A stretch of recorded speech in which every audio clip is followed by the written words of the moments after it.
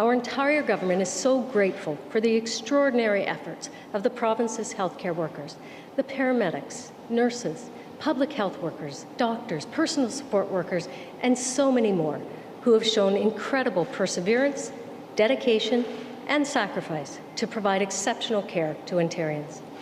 Thanks to the efforts of so many people and organizations, as well as Ontario's cautious and phased approach to reopening, Ontario has fared better than most other jurisdictions.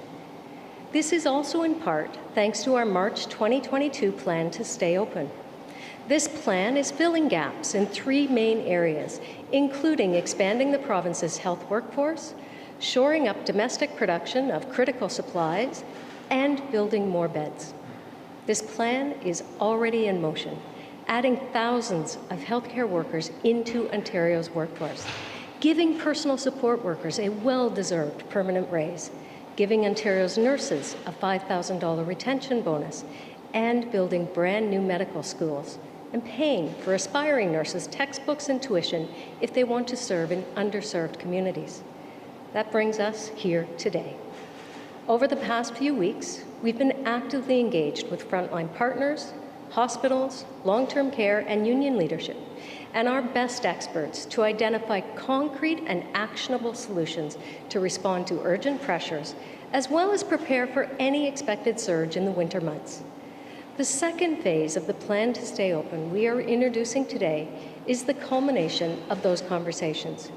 Our goal is clear: provide the best care possible to patients and residents while ensuring the resources and supports are in place to keep our province and our economy open. This is a 5-point strategy to further bolster Ontario's healthcare workforce, expand innovative models of care, and ensure hospital beds are there for patients when they need them. Our plan includes action in 5 key areas: preserving our hospital capacity, providing the right care in the right place, further reducing surgical wait lists, easing pressures on our emergency departments, and finally, further expanding Ontario's health workforce. As the actions in this plan are implemented, Ontarians can expect to see faster access to health care, including lower wait times in emergency departments, lower wait times for surgical procedures, and more care options in our communities.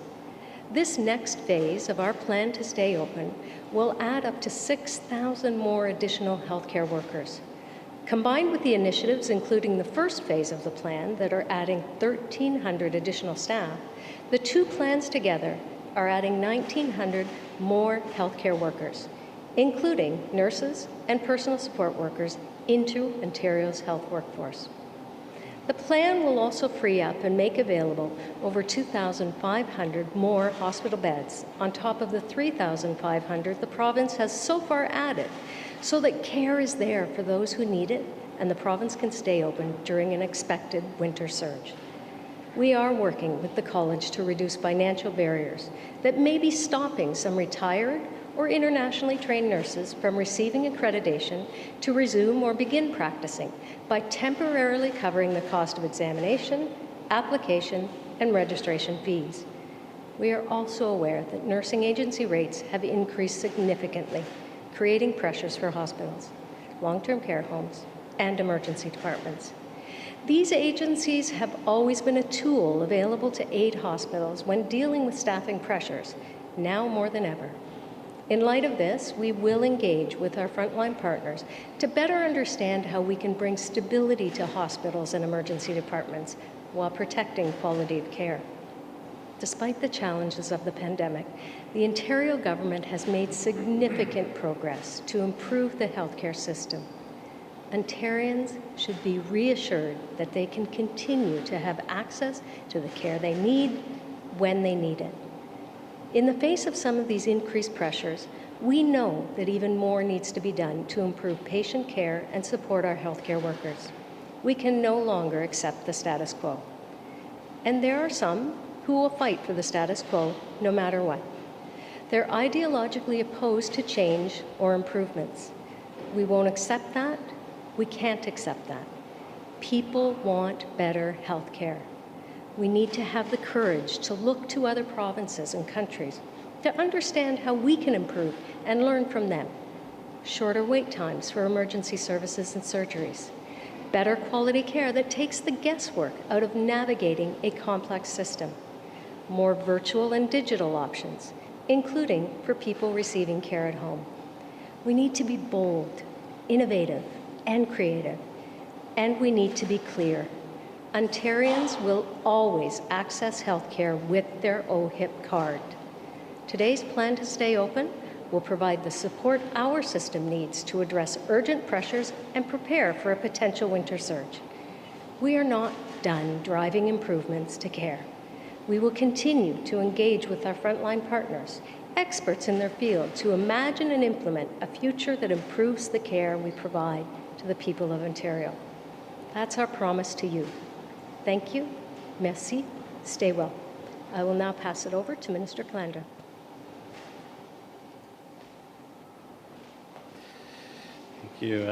Thank you, and good morning, everybody. Thank you, Doctor. Thank you, Minister Jones, Matt, and of course, a very special thank you to all of you. It is very good to be here with you all today for this announcement.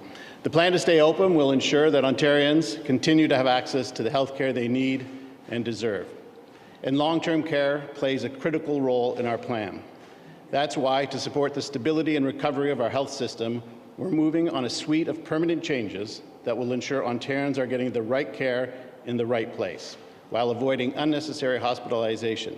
Some of the measures include investing $37 million this year and $62 million annually going forward to expand access to a range of services and supports for long-term care residents with more complex needs like bariatric, behavioral, and dialysis.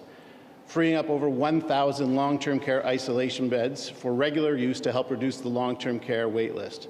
Reintroducing short-stay respite and convalescent care beds in long-term care to support patients in an appropriate care setting.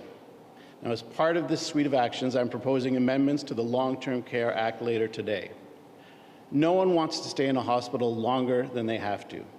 However, there are unfortunately those patients who doctors say no longer need to be in a hospital but can't go home either because they require additional care.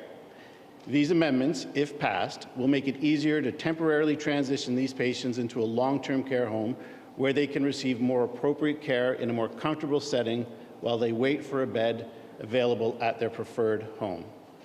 We're going to be consulting with agencies and our frontline partners on a consistent placement guideline that will ensure patients continue to stay close to their partner, spouse, loved ones, and friends. We will also ensure that no one is out of pocket for any of the cost differences there might be between the temporary home placement and the cost they would have been paying in their preferred home.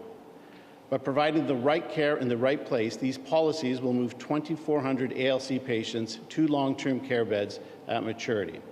Because, as always, our priority is for people to live and receive care where they can have the best possible quality of life, close to their family and friends.